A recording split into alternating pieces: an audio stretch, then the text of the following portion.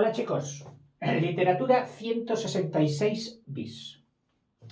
Esto del bis, pues ya sabes, siempre a qué responde, pues a un olvido del profe, que se olvidó de meter una materia determinada en su momento y luego dice, ay, que me he olvidado. Bueno, pues para no romper toda la numeración, al 166 le pides permiso y le dices, oye, te voy a meter al lado un coleguilla, ¿eh? Te digo, vete. Y yo entonces a ese le llamo el 166 bis, que es una cosa que también habrás visto en las casas de una ciudad, que por alguna razón, mira, seguramente que al principio era solo el número 133, y luego, como era muy ancho, vendieron la mitad y dije, y ahora que, oye, yo quiero tener mi número. Dice, vale, pues el uno 133 y el otro, la otra mitad, 133 bis. Pues yo hago lo mismo. Se trata del teatro hasta el 39.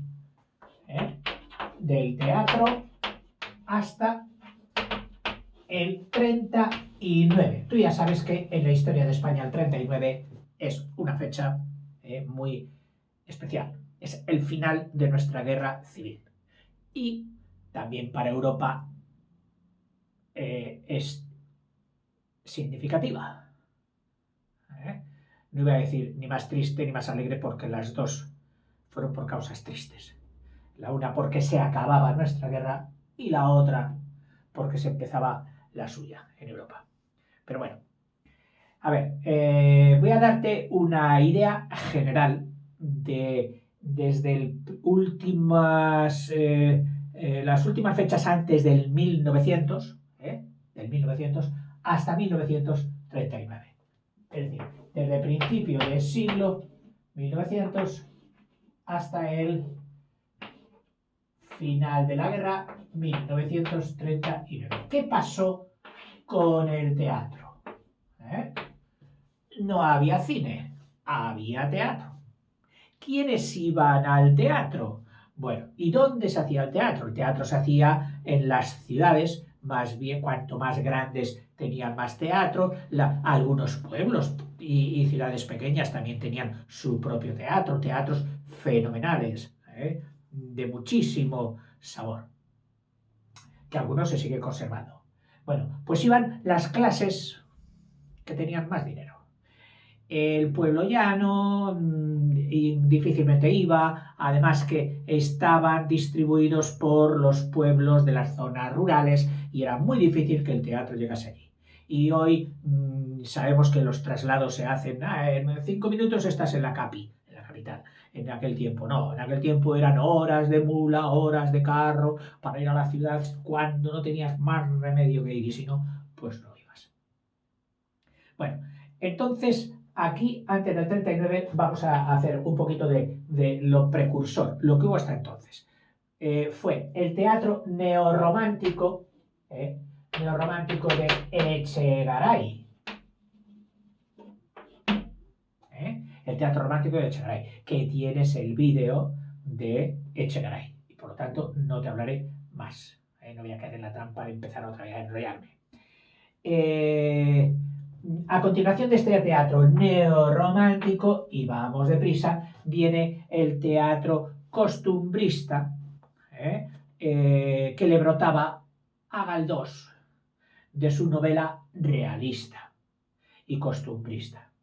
Él mismo las transformaba a veces, pidió, ya lo sabes, ayuda a algunos que ya tenían muchas tablas, nunca mejor dicho, en la escena del teatro, como a los hermanos Quintero y a otros.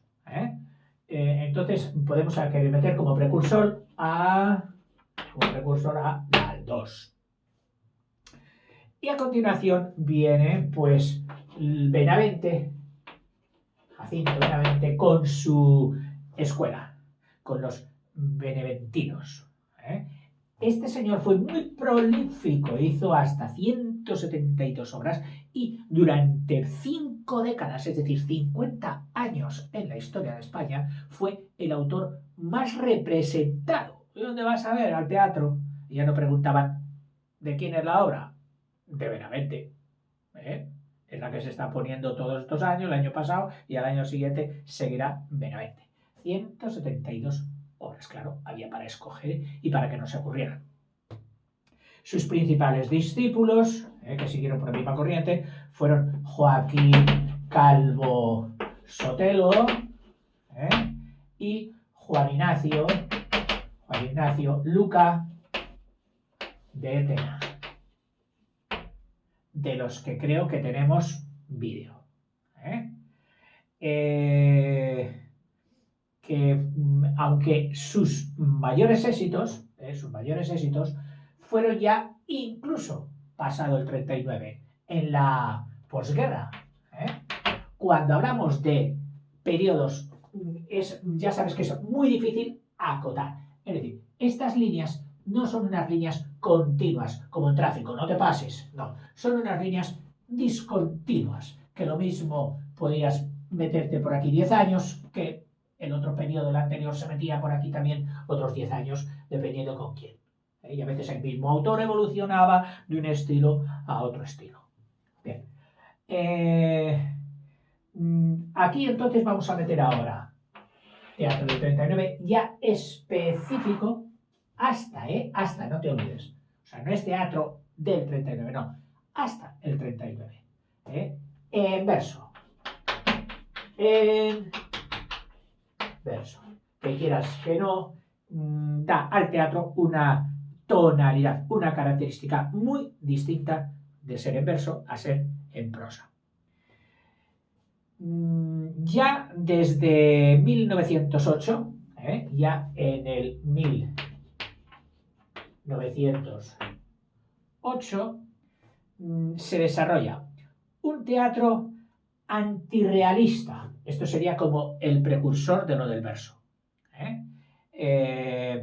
Un antirrealismo, es decir, contra el galdosiano, etc., que huele a modernismo, que huele a romanticismo y también un cierto donaire y copia del teatro clásico del siglo de oro. Calderón, Lope, etc. En cuanto a los temas, es un tema múltiple.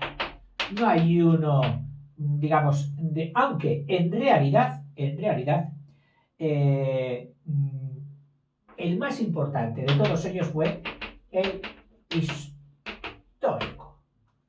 El histórico que pretendía no hacer historia, no.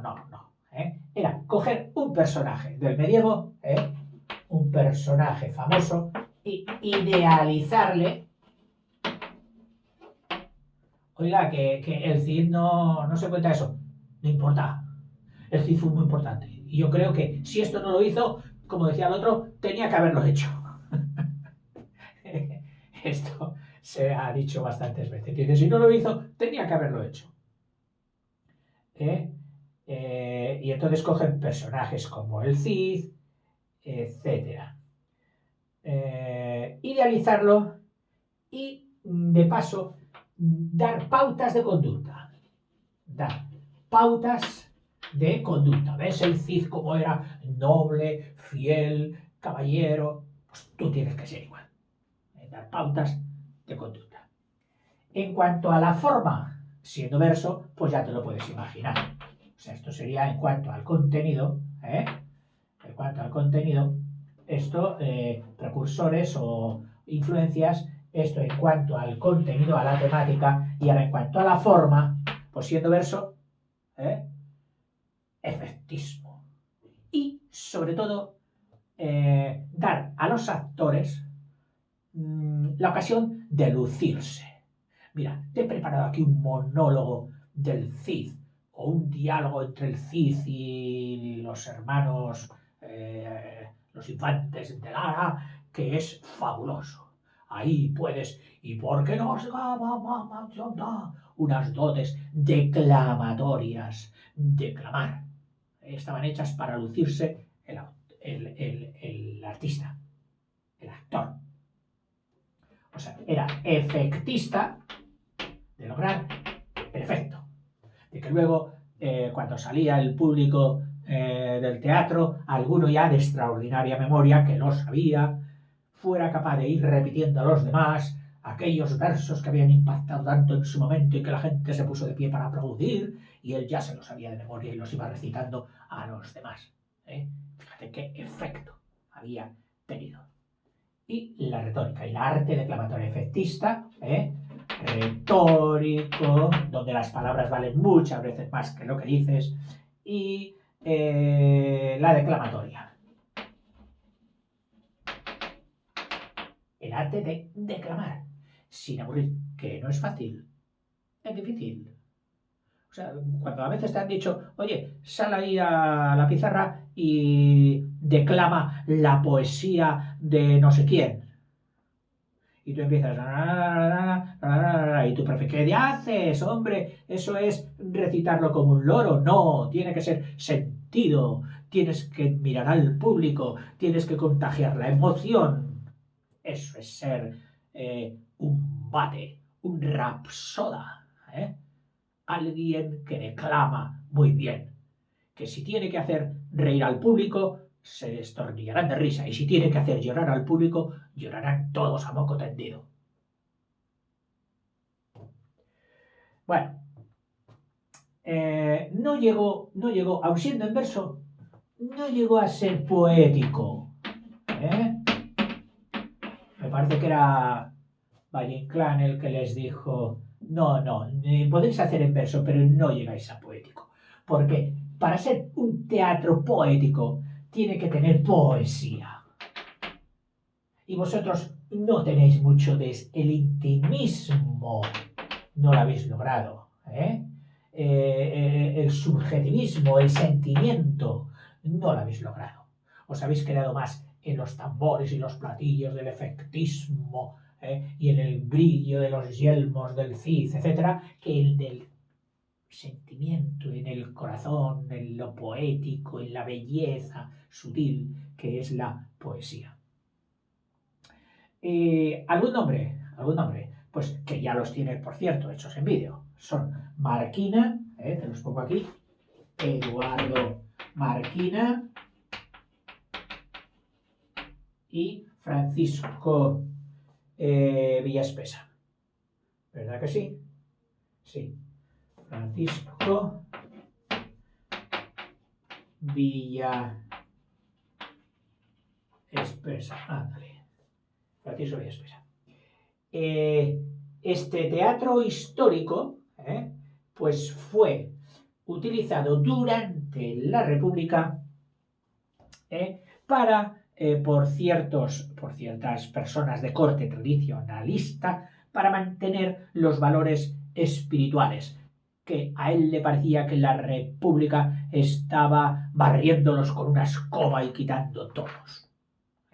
Este fue el caso de José María Pemán, un gaditano, José María Pemán, que haremos un vídeo de él. Se lo merece, también. En concreto, con dos obras suyas muy de corte espiritualista, yo diría casi hasta místico. En el 33, en plena República, y en el 34 hace El Divino Impaciente, creo recordar que era, bueno, como vendrá Pemán, pero me parece que era sobre San Francisco Javier, en las Indias, en el Japón.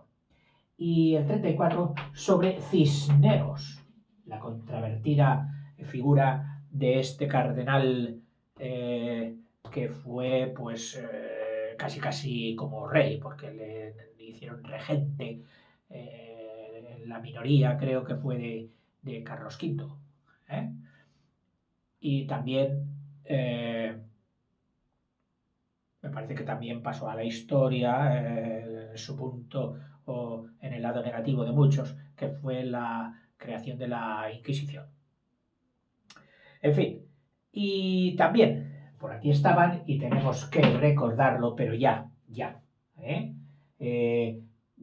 con un peso tan fuerte que en la lírica que su participación en el teatro no tiene la misma importancia y los podemos meter aquí un poquito con calzador, aunque ya estudiamos también su faceta de dramaturgos al estudiarles a ellos. ¿Y de quién estoy hablando? Pues de los dos Machado, Antonio Manuel, y del gran Federico García Lorca.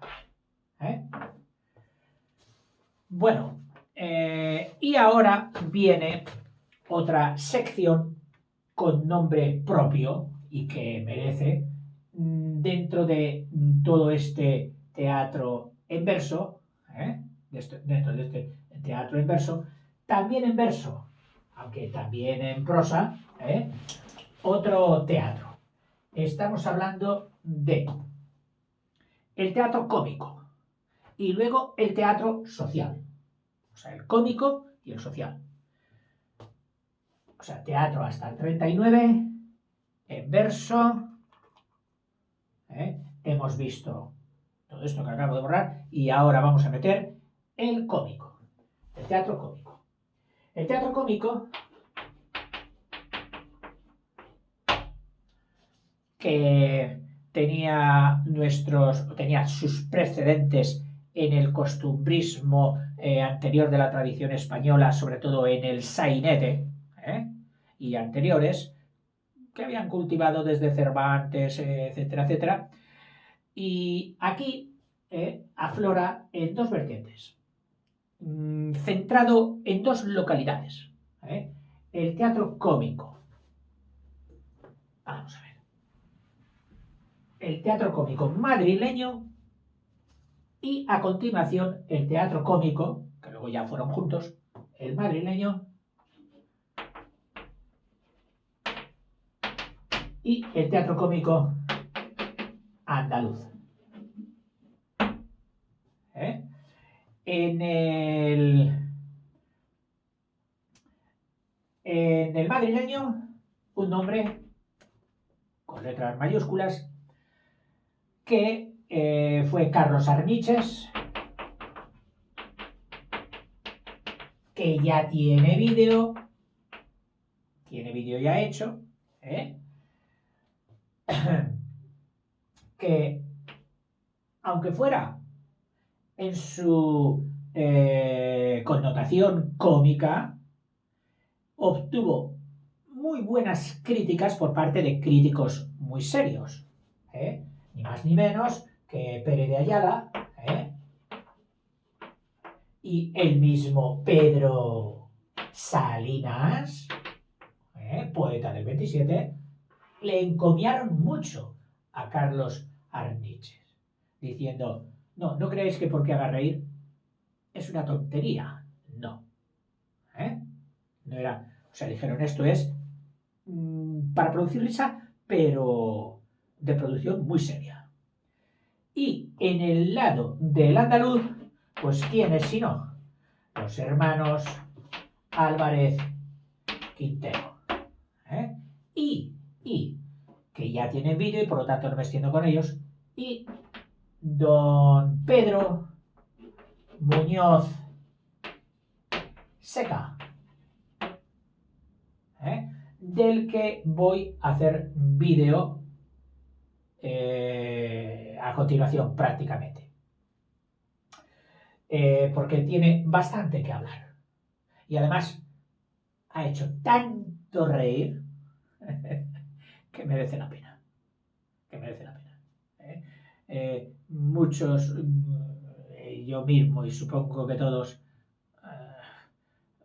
estás pues absorto en el trabajo, vienen las preocupaciones, vienen los problemas y cuando tienes un momentito agradeces enormemente que alguien te haga soltar una buena carcajada. Es que además el cuerpo, por lo visto, bioquímicamente lo necesita. Necesita reír. Y se habla de la risoterapia y de todas esas cosas, pero en plan serio. Hasta clubs, por lo visto que me he enterado, donde tú vas y no hay que hacer más que reírte. Y a ser posible con los que estás contagiarte. de la risa que tienen y tú, jajajaja, a ver cuánto aguantas riendo 5 minutos, 10 minutos y dicen que eso es una terapia. Bueno, debe ser buena.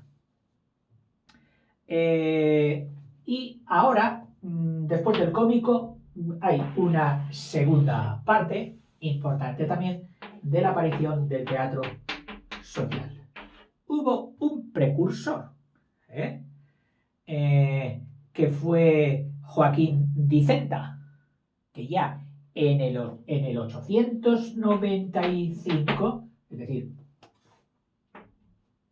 faltando 5 años para principio de siglo, hizo una obra llamada Juan José, estoy hablando de Joaquín Dicenta, que muchos la consideran la inauguración del teatro social. ¿Y qué es el teatro social? Pues bueno, donde se habla de las problemáticas, como no, sociales. Y las problemáticas sociales de aquella época con la revolución industrial, pues eran las huelgas, y para meter no solo este tema agrio, del conflicto laboral, pues para meter otro también más casero y que incumbiese más a todos, que era el del amor extramatrimonial, como un adelanto, como una rotura de moldes, porque había que romper moldes, para adaptar la sociedad a los tiempos modernos, al progreso. O sea que dos temas básicos de este teatro social, lo mismo, la lucha social con el representado o concretado en las huelgas y la apertura de la moralidad concretado en el amor extramatrimonial. Tuvo su auge, lógicamente, en la República. Y ahí puede sobresalir un nombre que se lo merece, Rafael Alberti, que ya sabes que se entregó en cuerpo y alma. Él quería romper, incluso aniquilar toda su producción anterior para dedicarse al teatro social, a la literatura social, a la poesía social. Alberti.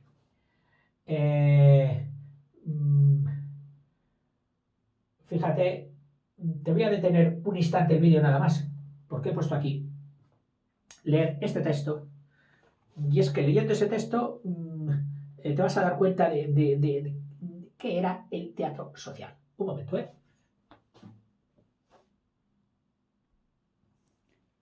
Mira, ya lo tengo aquí. Me había olvidado del libro, había traído solo los apuntes. Es unos versos que el señor Custodio y el señor Burgos, colaboradores en esta obra, que se titulaba Don Alfonso XIII de Bombón, en la República, a chacota la monarquía, lógicamente, en el que Isidora, una doncella de palacio, del palacio de Alfonso XIII de Bombón, dice así: que el latifundio se acabe, que amo de la tierra sea quien deja en ella su sangre, que se reparta entre el pueblo, que la goce quien la abre, y que las hembras de España, que son cual la tierra madre y cual la tierra fecunda, no se vendan al casarse, que se entreguen por amor en vez de darse por hambre, que vayan menos al templo y más al aula a ilustrarse. Redondo. Redondo en la temática y en la intención del teatro social. Y versos bien hechos, Bueno, ¿y qué más diremos del teatro social? Pues que tuvo la enorme hazaña o la enorme ilusión también, porque seguramente no lo lograron, de extender, de abrir el público del teatro, ese público que hasta hace poco, te lo acabo de decir, era de la burguesía, del que tenía posibles y vivía dentro de la ciudad, al público llano, al pueblo llano. El fervor docente y proselitista de la República, que por supuesto fue muy positivo para la historia de España y que continuaría. También del 39 se hizo un gran proceso de extender la cultura a las clases populares mediante una política educativa que, salvo lo ideológico, que eso es harina de otro costal, en cuanto a la praxis, en cuanto a la cantidad de centros que se pusieron por toda España, hasta en los pueblos más pequeños, fue realmente impresionante y que dio sus frutos saliendo cantidad de gente con título importantes en la historia de la cultura, de la economía, incluso de las finanzas y de la industria en España y de la ciencia de esos pueblos en los que se puso la escuelita, desde donde allí servía de trampolín para escuelas mayores. Bueno, estábamos hablando de que la República propició y alentó la extensión del público, del burgués al popular. No quitar el burgués, porque al productor de teatro, que ahora tiene otro nombre, no me acuerdo, le interesa ganarse la vida. El teatro no se mantiene del aire. El empresario se mantiene de lo que saca. Entonces necesita gente con capacidad de pagar lo que él produce.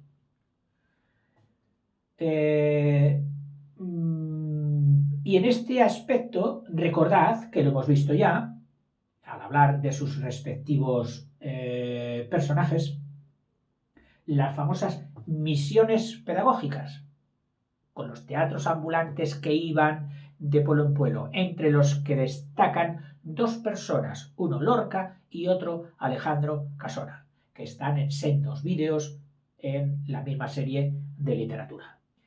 Y durante la guerra, en concreto, en el momento de la guerra, esos 3 añitos. O sea, aquí en lo social podríamos poner, no te olvides de extensión, apertura del público. Además del burgués, se le añade el público popular, que realmente fue más intención que logro. Pasaron, pero claro, si era ambulante, el teatro no se podía quedar allí, iba de pueblo en pueblo. Pero fue una aspiración que tendría luego sus consecuencias. Durante la guerra pues hubo lo que Alberti mismo llama, porque él fue uno de los principales, el teatro de urgencia. Es urgente, nuestras tropas necesitan ser alentadas, necesitamos darles moral, vigor. Y entonces una manera real de conseguirlo era mediante el teatro, que él llamó teatro de urgencia. Y aquí pues podemos meter, además del mismo Alberti, pues a Max Aub, que tiene vídeo y también contemplamos esta faceta, a Ramón J. Sender, que también tiene vídeo y lo decimos, y luego a Bergamín, que ahora mismo no recuerdo si tiene vídeo, me parece que no, pero bueno, para que los... Y el Miguel Hernández, que es ese punto maravilloso de nuestra literatura en que un grande no saliera de las clases nobles. Bueno, Casona tampoco fue de la clase noble, pero era de clase media, padres maestros, etc. Pero Miguel Hernández, un pastor que llega a lo más alto de las letras españolas. Y en fin, en general, ¿qué diremos de todo este teatro hasta el 39? Pues opinan que su nivel fue de grado inferior al que alcanzaron sus otros dos hermanos de género, la narrativa y la lírica. que fue realmente una producción, pero de escala menor, de segunda división, vamos, y con eso lo entenderás. No jugaron en la primera división. Bueno, pues espero que esto te sirva para tus apuntes y para tener una idea de qué pasó ahí. Hasta luego, chicos.